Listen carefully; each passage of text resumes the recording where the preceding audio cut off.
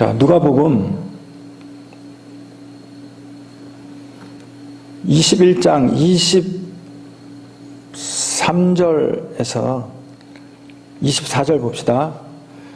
그날에는 아이 벤 자들과 젖먹이는 자들에게 화가 있으리니 이는 땅에 큰 환난과 이 백성에게 진노가 있겠음이로다. 저희가 칼날에 죽임을 당하며 모든 이방에 사로잡혀 가겠고 예루살렘은 이방인의 때가 차기까지 이방인에게 밟히리라. 지금 이제 예수께서 세상 끝날의 징조를 말하고 이제 예루살렘의 끝날에 대해서 지금 이야기를 하고 있어요. 그리고서 예루살렘의 군대가 둘러싸거든 성에 유대에 있는 자들은 산으로 도망하고 성에 있는 자들은 성을 빠져나가고 그리고 바깥에 밭에 있는 자들은 성으로 가지 말아라. 그리고 그날에 아이 벤 자나 젖먹이는 자들에게 화가 있고 이 땅에 그 예루살렘을 말하는 거예요. 큰 환난과 백성의 진노가 있겠습니다. 저희가 칼날에 죽임을 당하고 이방인들이 다 정복을 하고 그리고 이방인의 때가 시작된다. 이 모든 일이 성경에 기록된 모든 말씀이 이루어지는 때다 이렇게 말을 했어요. 지금 예루살렘이 이방인의 손에 정복이 된 줄 믿습니다. 지금 예루살렘이 누구에게 정복이 돼 있어요? 무슬림에게 정복이 돼 있죠. 무슬림. 이방인의 종교. 무슬림. 자, 우리가 이 이야기를 하려면 세상 끝날에 대한 그 성도들이 어떤 삶을 살 것인가 우리가 어제 잠깐 살펴봤는데 굉장히 무서운 일이 일어난다고 그랬잖아요. 마지막 날에 여기 보면은 몇 절만 읽어줄게요. 다니엘서 7장 7절에 보면 내가 밤 이상 가운데 본 넷째 짐승은 무섭고 놀라우며 또 극히 강하며 또 큰 철이가 있어서 먹고 부서뜨리고 그 나머지를 발로 밟았으며 이 짐승은 전에 모든 짐승과 다르고 또 10뿔이 있으므로 내가 그 뿔을 유심히 보는 중 다른 작은 뿔이 그 사이에 나더니 먼저 뿔 중에 셋이 그 앞에 뿌리까지 뽑혔고 이 작은 뿔에는 사람의 눈 같은 눈이 있고 또 입이 있어 큰 말을 하였느니라. 그리고 다니엘서 7장 19절에 보면 이에 내가 넷째 짐승의 진상을 알고자 하였으니 곧 그것은 모든 짐승과 달라서 심히 무섭고 그 이는 철이요 그 발톱은 노시며 먹고 부서뜨리고 나머지는 발로 밟았으며 또 그것의 머리에는 10뿔이 있고 그 외에 또 다른 뿔이 나오며 새 뿔이 그 앞에 빠졌으며 그 뿔에는 눈도 있고 큰 말하는 입도 있고 그 모양이 동류보다 강하여 보인지라. 내가 본즉 이 뿔이 성도들로 더불어 싸워 이겼더니 이 뿔이 성도들과 더불어 싸워 이겼더니 옛적부터 항상 계신 자가 와서 지극히 높으신 자의 성도를 위하여 신원하셨고 때가 이름에 성도가 나라를 얻었더라. 이렇게 기록되어 있어요. 이 넷째 짐승의 때가 용이라는 이야기도 있고 있는데 이 용이 아니에요. 용이 권세를 준 바다에서 올라오는 짐승이에요. 짐승. 자, 그리고 다니엘서 8장에도 보면은 내가 본 바 두 뿔 가진 수장은 곧 메대와 바사 왕들이요 털이 많은 숫 염소는 곧 헬라 왕이요 두 눈 사이에 있는 큰 뿔은 곧 그 첫째 왕이요 이 뿔이 꺾이고 그 대신에 네 뿔이 났은즉 그 나라 가운데서 네 나라가 일어나되 그 권세만 못하리라. 이 네 나라 마지막 때에 패역자들이 가득할 쯤에 한 왕이 일어나리니 그 얼굴은 엄장하며 괴울에 능하며 그 권세가 강할 것이나 자기의 힘으로 말미암은 것이 아니며 그가 장차 비상하여 파괴를 행하고 자의로 행하여 형통하며 강한 자들과 거룩한 백성을 멸하리라. 그가 꾀를 베풀어 제 손으로 괴율을 이루고 마음에 스스로 큰 체하며 또 평화한 때에 많은 무리를 멸하며 또 스스로 서서 만왕의 왕을 대적할 것이나 그가 사람의 손을 말미암지 않고 깨어지리라. 이렇게 기록되어 있어요. 그러나 다니엘서 이제 9장에 보면은 이 모든 환란을 하나님이 70일에로 정하셨다. 그리고 이제 성도들에 대한 이런 귀한 환상을 보여주는데, 그 중에 마지막 때에 성도들이 어떻게 해야 될 것인가, 이게 이제 다니엘서 11장 32절에 보면 그 악한 왕이 이제 쭉 이야기를 하다가 그가 또 언약을 배반하고 악행하는 자를 괴울로 타락시킬 것이나 오직 자기의 하나님을 아는 백성은 강하여 용맹을 발하리라. 마지막 때에 하나님의 백성들은 강하고 용맹을 발한대. 강하고 용맹을 발하리라. 그리고 백성 중에 지혜로운 자가 많은 사람을 가르칠 것이다. 가르칠 것이나 그들이 칼날과 불꽃과 사로잡힘과 약탈을 당하여 여러 날 동안 쇠폐하리라. 그들이 쇠폐할 때 도움을 조금 얻을 것이나 많은 사람은 괴휼로 그들과 친합, 연합해서 배교할 것이다. 또 그들 중 지혜로운 자 몇 사람이 쇠폐하여 무리로 연단되며 정결케 되며 희게 되어 마지막까지 이르게 하리니 이는 작정된 기한이 있음이라. 지금 우리가 하나님의 백성들이 강하고 용맹이 시작된 거예요. 이제 지혜로운 백성들이 많은 사람을 가르치는데 교회의 권세는 깨어진다 그랬어요. 성도가 그 권세에 지게 돼 있는 것입니다. 중요한 것은 첫째 짐승이 바벨론이고, 이 땅에 하늘에 네 바람이 불어서 땅에 첫 번째 바람이 분 게 바벨론이에요. 바벨론은 우상의 나라예요. 우상, 신들의 나라, 신이 지배하는 그런 우상의 나라. 그리고 곰 같은 나라 메데바사는 인간의 이 권세, 이 권세가 얼마나 강한지 몰라요. 이 힘의 나라예요. 힘의 나라. 그들이 첫째 나라, 둘째 나라는 같은 나라 개념이 있어요.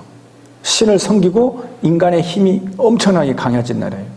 그리고 셋째 나라는 표범 같은 나라인데 이게 메데바사의 서쪽에서 들어오는 나라예요. 다니엘서에 있는 내용인데 서쪽에서 메데바사를 무너뜨리는 이 헬라 나라가 엄청나게 빠르게 메데바사를 무너뜨리게 돼요. 이게 셋째 짐승이에요. 그리고 넷째 짐승에 대해서는 너무나 크고 무섭다 그랬어요. 그래서 이 크고 무서운 이 짐승은 용을 상징해. 이 용을 상징해. 다니엘도 이 짐승을 보고 뭐라고 설명을 할 수가 없는 크고 두렵고 무서운 짐승이라 그랬단 말이에요. 그런데 용과 같이 생긴 이런 짐승은 영적인 어떤 바람을 말하는 거예요. 영적인 바람. 여기에 대한 비밀이 있는데 내가 그거는 지금 여기서 말할 수 없어요. 왜냐하면 나중에 다니엘서를 읽으면서 우리가 자세히 이 부분을 봐야 될 줄 믿습니다. 그 왕이 일어나서 헬라국을 깨뜨린다 그랬어요. 넷째 짐승이.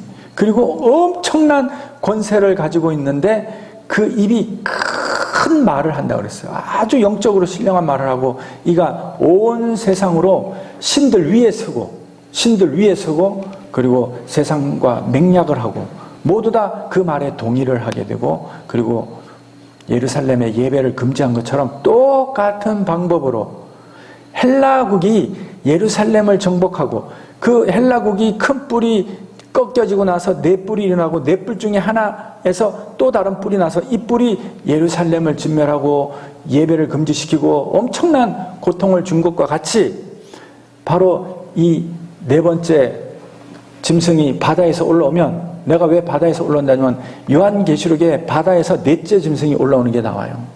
똑같은 예언이 나와요. 스가랴서에 네 말이 달리고 그리고 하늘에서 네 바람이 불어서 이런 내용들이 다 나오기 때문에 나중에 다니엘서를 볼 것인데, 지금 오늘 우리가 누가복음에 맞춰서 볼 일은 성도의 권세가 다 끊어진다.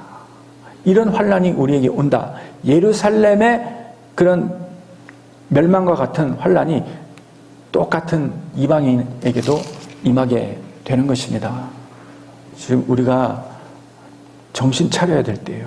그래서 이 넷째의 짐승은 영적으로 엄청난 권세를 가지고 말에 능한 종교적인 지도자요, 또 힘으로도 굉장한 힘을 가지고 일어서게 될 것입니다. 이 나라는 지금도 있는 나라이고 지금 꼭꼭 숨겨져 있어서 지금 이야기하면 아무도 이해하지 못할 그런 나라예요. 아무튼 중요한 것은 종교적인 나라라는 거예요. 종교적인 나라. 그래서 이 나라에서 강력한 왕이 일어나고 세계를 하나로 모으게 될 줄 믿습니다. 지금은 헬라 시대예요. 왕조 시대가 아니야. 지금 뭐 민주주의니 미국이니 뭐 이런 모든 체계는요, 같은 헬라의 하나의 같은 그 거기서 나온 그런 체계예요. 그래서 다니엘은 민주주의니 이런 걸 몰라. 단지 그건 그냥 이 연합주의, 혼합된 알록달록한 신상으로 보면은 흙과 철이 섞여 있는 알록달록한 그런 시대인 것입니다.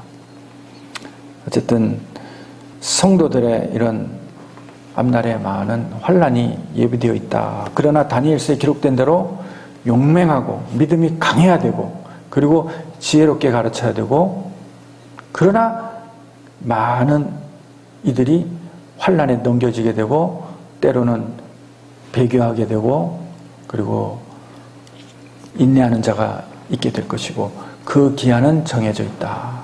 이것을 꼭 믿게 되기를 바랍니다. 25절 봅시다. 1월 성신에는 징조가 있겠고 땅에서는 민족들이 바다와 파도의 우는 소리를 인하여 혼란 중에 공고하리라. 하늘에 해와 달과 별에 징조가 있대. 그 김명현 박사님이라고 창조과학 하시는 그분, 이 별자리 이런 것과 성경의 대사건들에 관한 그런 것들을 봤는데 너무너무 놀라웠어요. 예수님이 오실 때 목성과 토성에 이상한 징조가 있었대.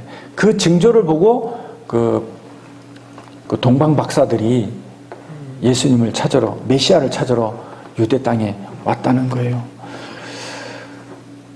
환란의 때에는 하늘의 징조가 있게 되는 줄 믿습니다. 26절, 사람들이 세상에 임할 일을 생각하고 무서워함으로 기절하리니 이는 하늘의 권능들이 흔들리겠습니다.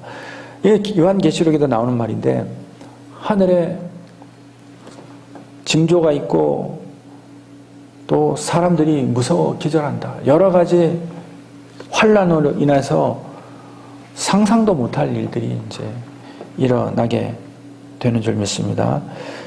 27, 8절, 그때 사람들이 인자가 구름을 타고 능력과 큰 영광으로 오는 것을 보리라. 이런 일이 되기를 시작하거든 일어나 머리를 들라 너희 구속이 가까웠느니라 하시더라.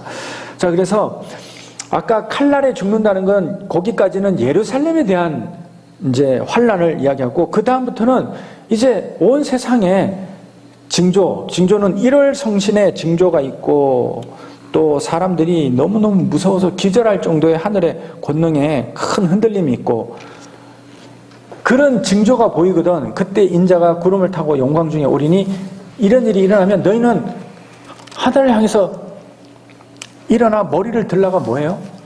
우리의 믿음으로 하나님께 주님의 오심을 사모하고 우리가 주님께 주여 오시옵소서 이렇게 기도할 날이 있게 되는 줄 믿습니다. 그때는 머리를 들라 이렇게 말하는 것입니다. 자, 29절에서 33절, 이에 비유로 이르시되 무화과 나무와 모든 나무를 보라. 싹이 나면 너희가 보고 여름이 가까운 줄 자연히 아나니 이와 같이 너희가 이런 일이 나는 것을 보거든 하나님의 나라가 가까운 줄을 알라. 내가 진실로 너희에게 말하노니 이 세대가 지나가기 전에 이 모든 일이 다 이루리라. 천지는 없어지겠으나 내 말은 없어지지 아니하리라. 우리가 나무를 보고 나무가 이제 싹이 나면 봄이 왔구나. 잎사귀가 열리고 꽃이 피면 완전히 여름이구나. 자연의 징조를 우리가 다 알잖아요. 이것처럼 주님의 하신 말씀을 듣고 마음에 새긴 사람은 시대를 분별하게 되는 줄 믿습니다. 이런 일이 나는 것을 보거든 하나님 나라가 가까운 줄 알라. 그래서 예수님이 그러잖아요. 그 날은 하나님 아버지밖에 모르지만 우리에게는 징조를 주셨기 때문에 신령하게 깨어있는 사람은 징조를 읽을 수밖에 없다니까요. 아, 이것이 무슨 징조구나. 지금 어떤 일이 일어나보는구나. 이제 우리는 배교가 일어나고 배교가 시작되잖아요.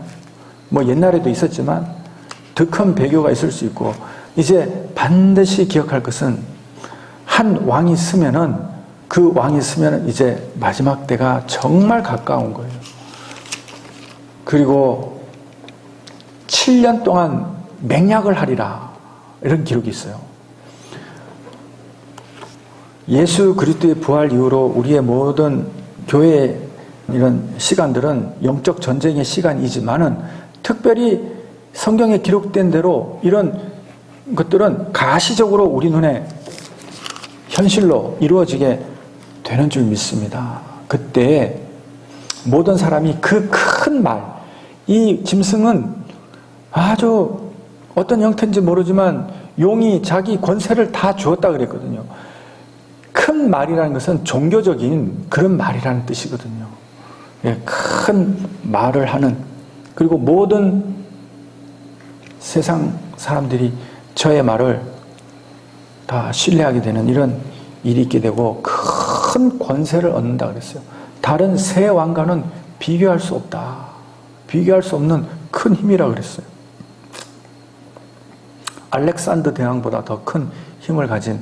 그때는 이 막 그 무기를 가지고 그런 큰 힘이 아니라, 물론 그런 큰 힘도 있지만은 종교적인 그런 큰 권세를 가지게 되는 줄 믿습니다.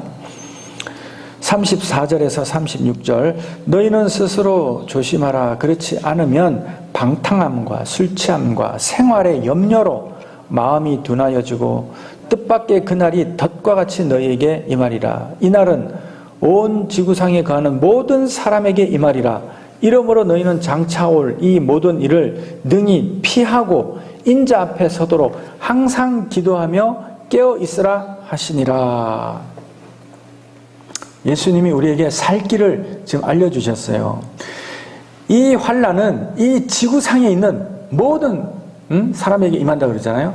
그래서 많은 사람들이 이 다니엘서라든지 이런 부분을 해석할 때 그게 유대 땅 그쪽 근방에 유대인을 향한 멸망의 메시지로 보니까 이게 좀 그런 거예요. 예수님이 말씀 속에는 유대 땅을 향한 멸망의 이야기도 있지만 또 이방인을 향한 전체 인류를 향한 그런 메시지도 있는 거예요. 그러니까 이거를 구별하기가 너무너무 힘들어. 그렇기 때문에 또 뭐 논란의 소지도 있고 은혜의 분량대로 받게 되기를 바랍니다. 유심히 보면 이게 지금 유대 땅에 이미 멸망이 끝났다, 심판이 다 끝났다 이렇게 보는 거예요. 이 지금 계시록이라든지 이 누가복음이라든지 마태복음 24장의 이 멸망의 징조가 이미 헬라 제국이 알렉산더가 죽고 나서 내 나라가 일어서고 한 뿔이 나와서 예루살렘을 디도 장군이 둘러싸고 토성을 쌓아 돌 위에 돌 하나도 남지 않고 다 심판이 끝났다 이렇게 보는데 그렇지 않은 것입니다. 그거는 하나의 모형을 우리에게 보여준 것인 줄 믿게 되기를 바랍니다. 예수님이 친히 그랬잖아요. 이날은 온 지구상에 거하는 모든 사람에게 임하리라. 온 지구상에 거하는 모든 사람에게 이 일이 임하게 될 줄 믿습니다. 그러므로 항상 너희는 장차올 이 모든 일을 능히 피하고 인자 앞에 서도록 항상 기도하며 깨어있으라 그랬는데, 너희는 스스로 조심하고 방탕함, 술 취함, 생활의 염려, 이 생활의 염려 뒤에 누가 있어요?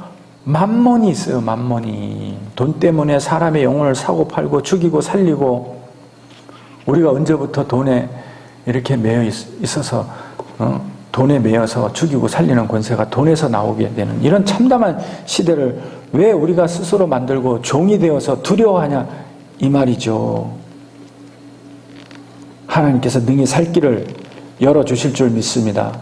지금 악한 만몬이 지금 이 재물의, 물질의 권세로 사람의 영혼을 사고 파는 세상을 다시 더 강하게 조이려고 사람을 겁주고 문화와 영화를 이용해서 사람을 지금 공포로 몰아넣고 돈의 노예로 만들려고 지금 괴계를 꾸미고 있는데, 우리 젊은이들은 깨어나야 되는 것입니다.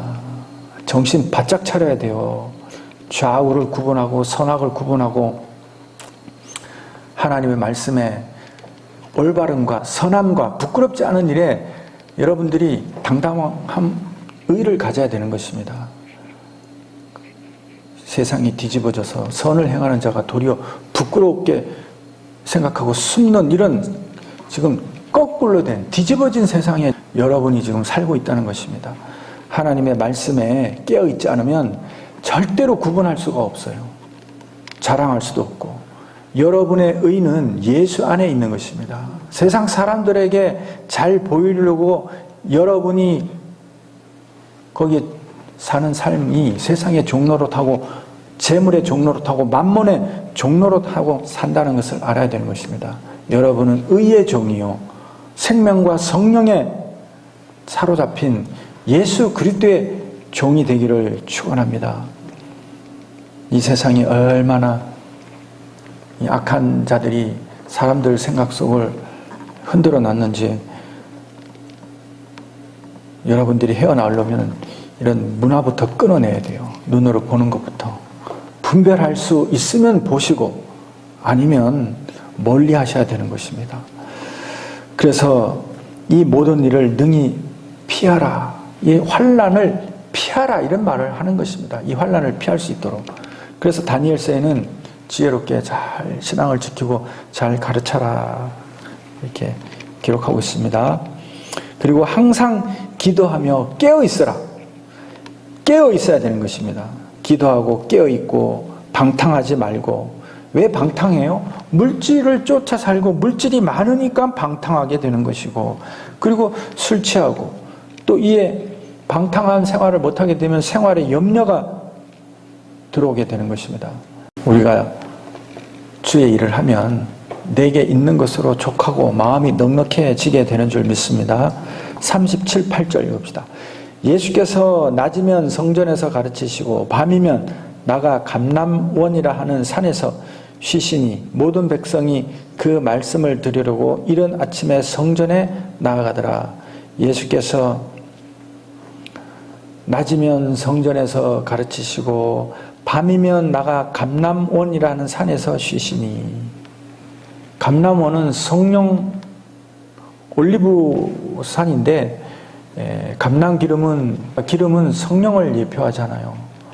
그러니까 밤에 쉬실 때는 주께서 성령 충만 받고 성령 안에서 거하시고, 낮에는 성전에서 가르치셨다. 그리고 모든 백성이 그 말씀을 들으려고 이른 아침에 성전에 나아가더라. 우리 마지막 때 하나님의 백성들의 삶의 모습이 이와 같게 되기를 바랍니다. 예수님은 지금 6월절에 이제 큰 환난, 우리를 위한 대속 제물의 그 엄청난 시련을 앞에 놓고도 낮에는 성전에서 가르치시고 밤에는 감람원에서 쉬시는 이 일을 계속 되풀이 하신 거예요. 우리의 삶이 예수님의 마음을 가지고 살아야 되는 것입니다. 도대체 믿기만 하면 구원을 얻는다. 이게 맞는 말이죠. 믿음의 삶이 우리 속에 나타나야 되는 것입니다. 성령의 열매가 맺히는 삶을 살게 되고 항상 예수 그리스도를 생각하게 되시기를 축원합니다. 하나님 감사합니다. 은혜를 더하여 주셔서 우리가 세상을 시대를 분별할 수 있는 지혜를 더하여 주셔서 마지막 때에 주님의 말씀대로 믿음에 용맹하게 깨어있게 도와주시고 담대함을 얻게 도와주시고 또한 지혜롭게 하나님의 일을 감당할 수 있도록 축복하여 주시옵소서. 감사를 드렸고 예수님의 이름으로 기도합나이다. 아멘.